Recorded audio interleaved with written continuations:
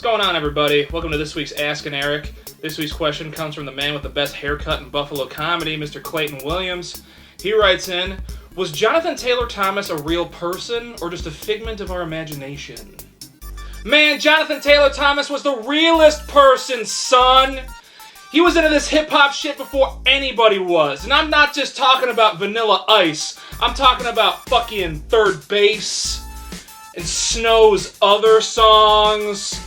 And like Rick D's Disco Duck, which was like the genesis of hip-hop, if you don't know. Look at me,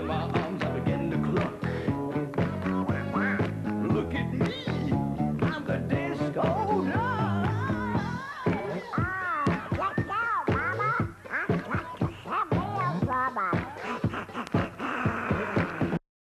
But to seriously answer your question, unlike Jenko Jeans, to fully understand that reference, please see Ask an Eric number 11, X Factor 120, and Not Brand Ech number 1. Jonathan Taylor Thomas was real, and his impact on the entertainment industry is immeasurable. Because it is so small. Take that! Jonathan Taylor Thomas is one of the founders of the unholy triad of child actors with 3 first names. The other 2 members of the triad are his Home Improvement co-star Zachary Ty Bryan and Buffalo's own Chad Michael Murray, or as they like to call themselves, Apocalyptic Warlord, Soothsayer Supreme, and Senior Class Treasurer.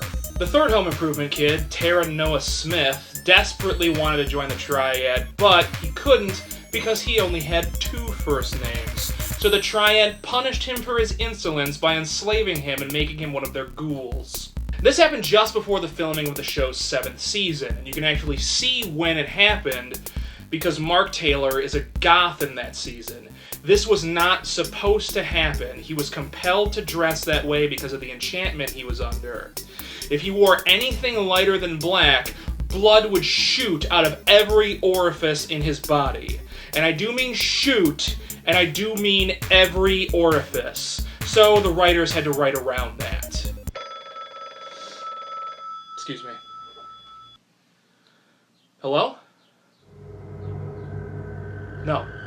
I didn't know. I'm sorry! No!